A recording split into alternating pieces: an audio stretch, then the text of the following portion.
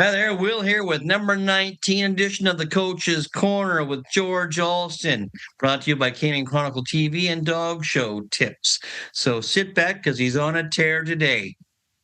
Coach's Corner with Will Alexander and George Alston, brought to you by ProPlan and Canine Chronicle.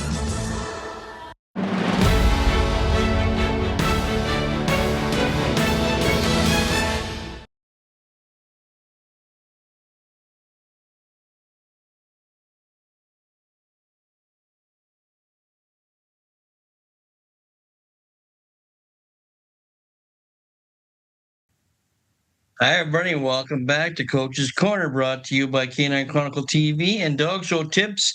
And I think George is ready for a tear today, so sit back and buckle up. Away you go, George. Hey, how you doing there? I'm good. How's the weather up there in Canada? It's starting to get fall-like. The leaves are changing, so... Hey, what was this thing that I saw on TV? Your buddy, Doug, says, I'm coming back home. What Yeah. He did a promo for our podcast, yeah. And if you don't watch, he's coming back home. Yeah, that was good. Yeah, we went and grabbed him down here. He had all that talent and everything. So I said, what the heck? He needs to come down to the States to work, you know? Exactly. Of course, that got us in trouble with the Canadians. Okay, this is going to be on, do you stand or kneel with your dog? This question came from one of my students in St. Louis, Missouri, Barb Cole. Okay, I know Barb. Yeah, and she still teaches out there, and she didn't know how to answer how. So I went in to do a little bit of history, and I'm going to have to deal only with those breeds that has a lot of entries, because I could go on and on and on smaller breeds and whatever. One breed, I would say it's a multiple breeds, are large breeds like Great Danes, Borzois, Irish Wolfhounds, and that type of thing. In Great Danes, most everybody stood, including old Pop Gilbert, Bill Gilbert, the photographer, handled Lena, and probably one of the greatest Great Dane presenters, Carol Grossman, always stood. But we had one handler up here in the Northeast, and I forget what his name was, but he would kneel with his Great Dane. Hope he was a big guy. But then you go into the large breed like a Borzoi. Louis Murr was a great breeder of Borzois and Romanoff Borzois. People don't realize this, but he bred some pretty good dogs. He always knelt with his Borzoi. And what happens there is when somebody does a lot of winning, everybody copies that. Right. And then came along one of the greatest presenters of a giant breed that ever walked this earth.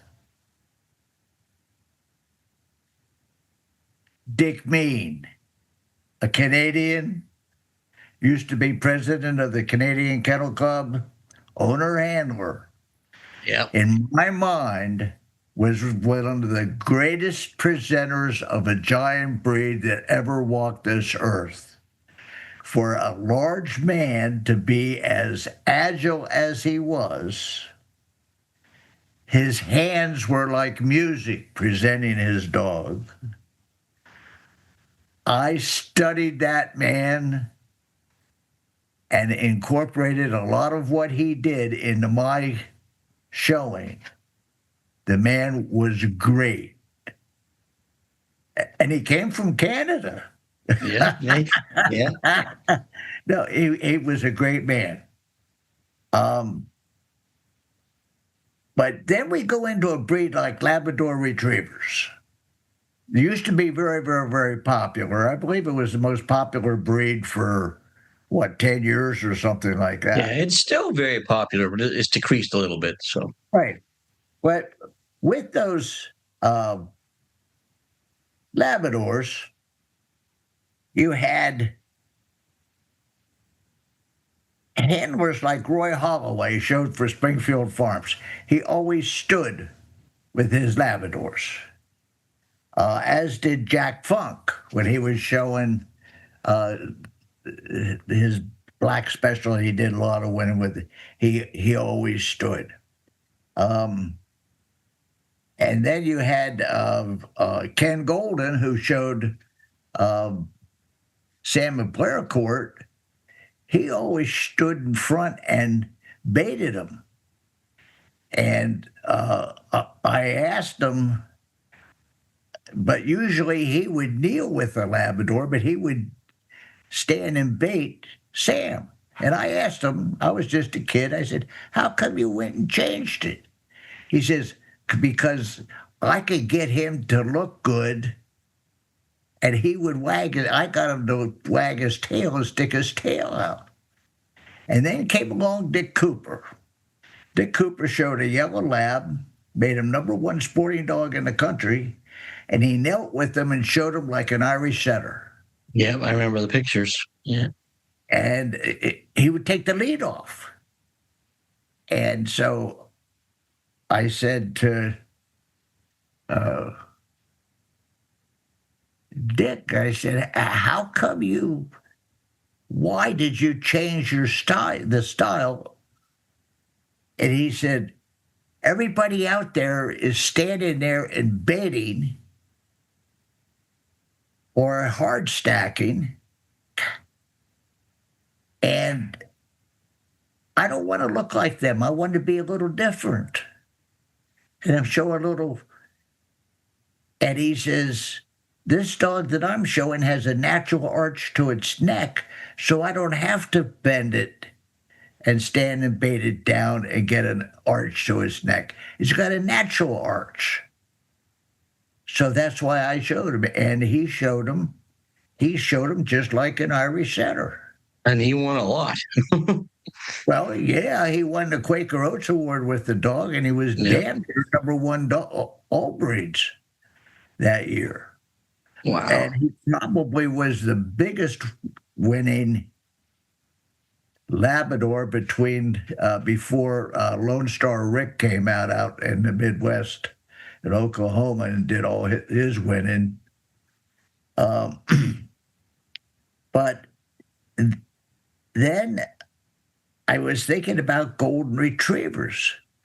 And back in the beginning, one of the best handlers of Goldens was Harold Corral, who, by the way, was handler #1 for the AKC.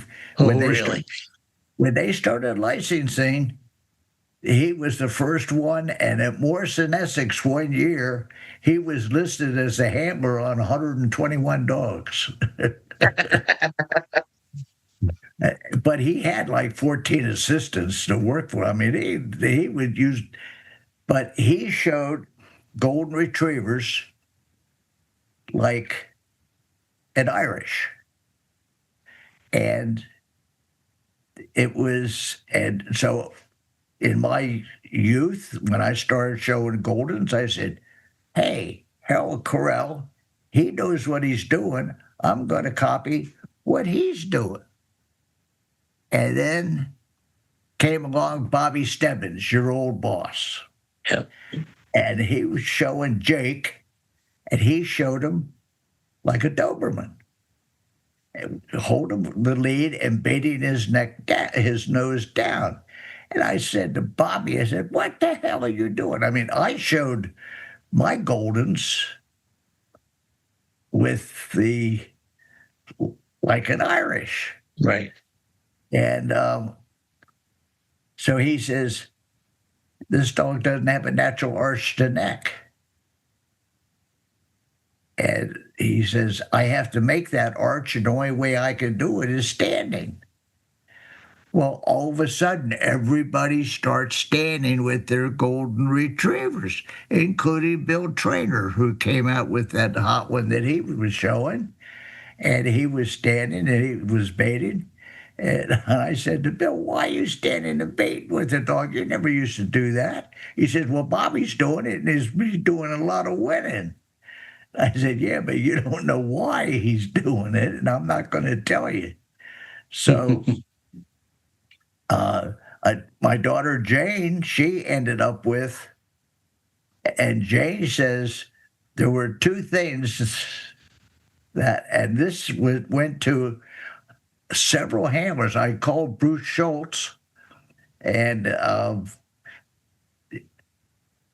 who is closest to being showing Goldens at this time, for people would remember him, and my daughter Jane Myers, and they both came up with the same thing. It all depended upon control and whether it had a natural arch to the neck. And Bruce showed a lot of Goldens, like a setter. He says, if they had a natural arch, I would get down and show them on my knee. He says, if they didn't have that arch, or I couldn't control them from a kneeling position, I would stand and I would bait them. So I think that went into almost everything that, now, we go into other popular breeds, the boxer. And Janie Forsyth would always kneel with her boxer. Bob Forsyth would always kneel with his boxer. Joe Gregory would always kneel. I mean, Joe Gregory won 2 back-to-back groups at the Garden with a boxer bitch. Painted Lady, I believe her name was. My memory is a little shy on that. I know most of the names. Janie went best, but then Janie went best in show with Prima Donna standing. Never knelt with that bitch. At the time that she did that, I asked her, why did you? She normally showed that bitch kneeling. When she went best in show at the Garden, she did it standing. And I asked her afterwards, I said, Janie, why did you stand with her? And she says, she was going crazy. I couldn't control her kneeling. I had to stand to be able to control her. So that's starting to work into my brain. And then I thinking about back in the old days with boxers, you get Frank Bolger and Jerry Brote would stand with their boxers. Frank Adams would kneel. So as a young kid being boxers, I was at a, I didn't know which to do. And so I decided that I would follow Jane Forsyth because she was kicking the ass out of everybody. So I would show way she did. But then came later on, we had a couple handlers, Dick Baum and Chris Baum. And so Dick Baum was in here, God rest his soul, because I wasn't he's passed. But I called Chrissy. And Chrissy said she always stood because she couldn't control them kneeling. But she says Dick always knelt because he could control them kneeling. So I think what the answer to the question is control comes number one. You can stand. Well, let me go back quickly into springers. You also have to take in the handler's physical abilities. Now, in English Springer Spaniels, the four top Springer handlers at the time were Dick Cooper, Jack Funk, and Laddie Carswell, and Bob Schmidt. Bob Schmidt and Dick Cooper and Jack Funk were out in the Midwest. Laddie and I were here on the East Coast. Laddie Carswell always stood with Springers and English Cockers. Oh, wow. Did you ever notice that? No, I did not. No. But you know why? He was made that landing on Omaha Beach. At the same time, also Dick Cooper made the landing on Omaha Beach, as did Roy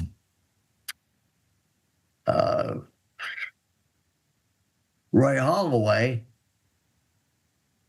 Also made that invasion, but he was in a glider and landed in the back behind the lines. Anyway, Laddie was injured. He wasn't shot or anything, but he was injured.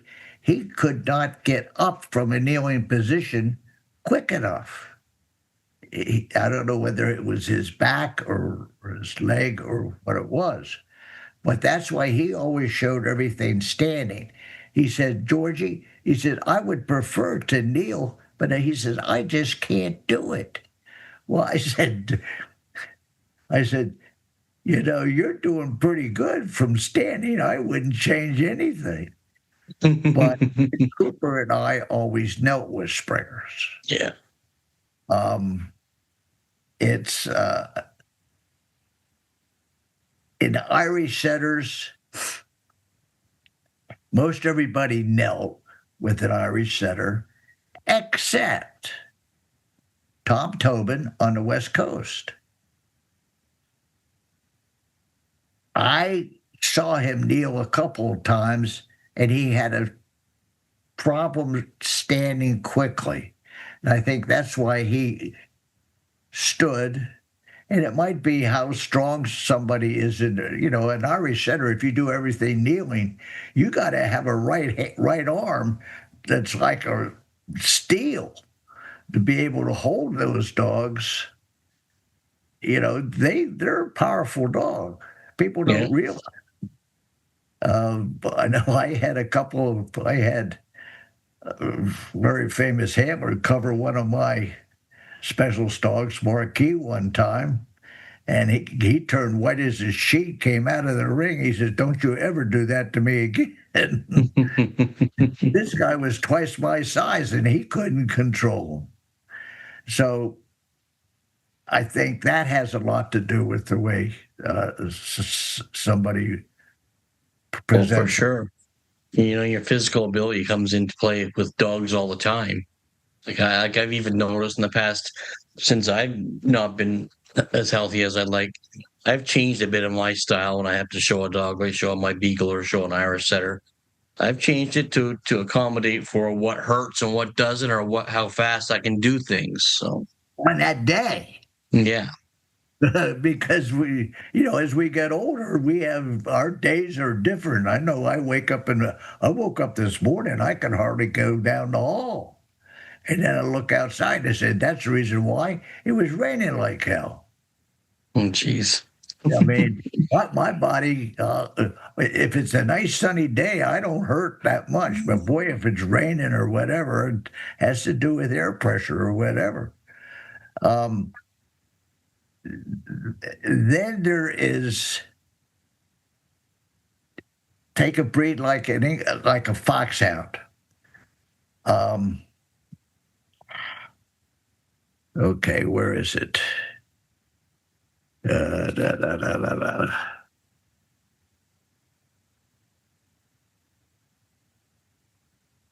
I know I have it written down here someplace. Houston Clark showed American foxhounds, and most people showed English foxhounds the same way. And Houston always racked his American hounds. They always got down, stacked them, and then knelt with them, didn't stand with them. And everybody who ever showed English foxhounds always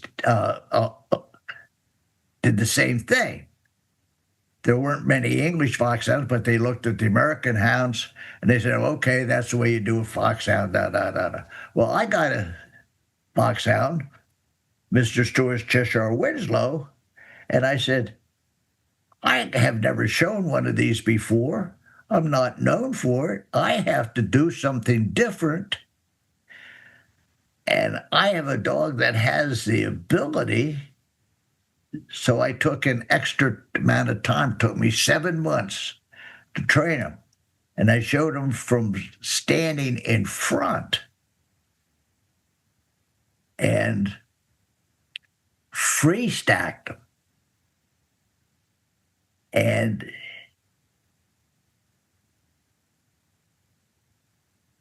that was different.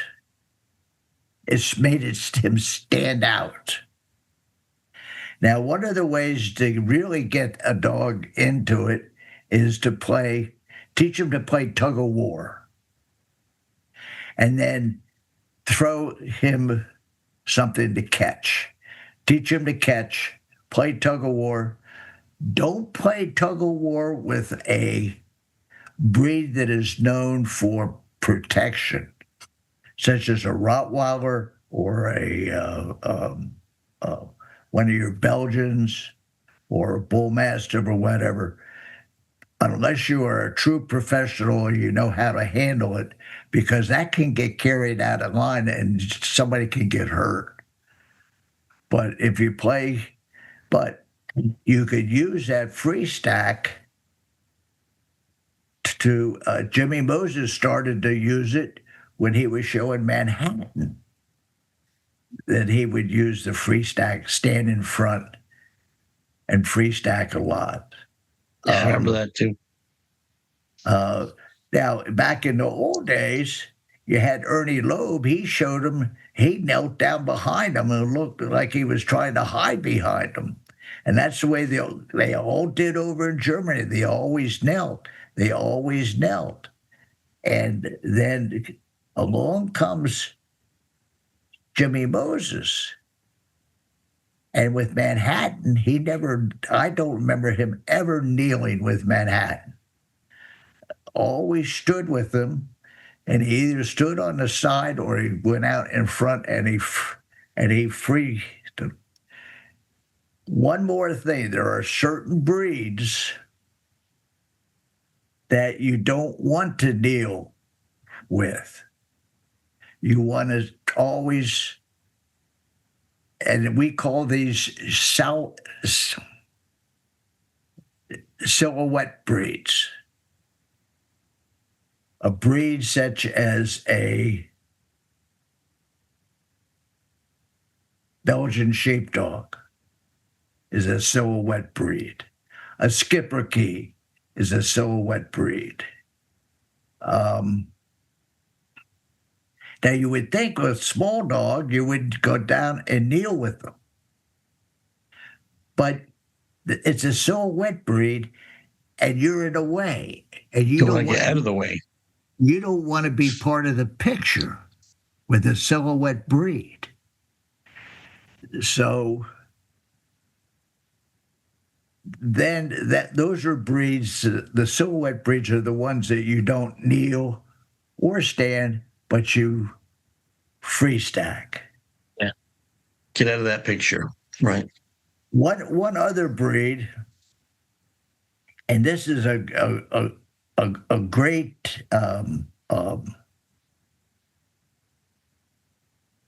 description or reason why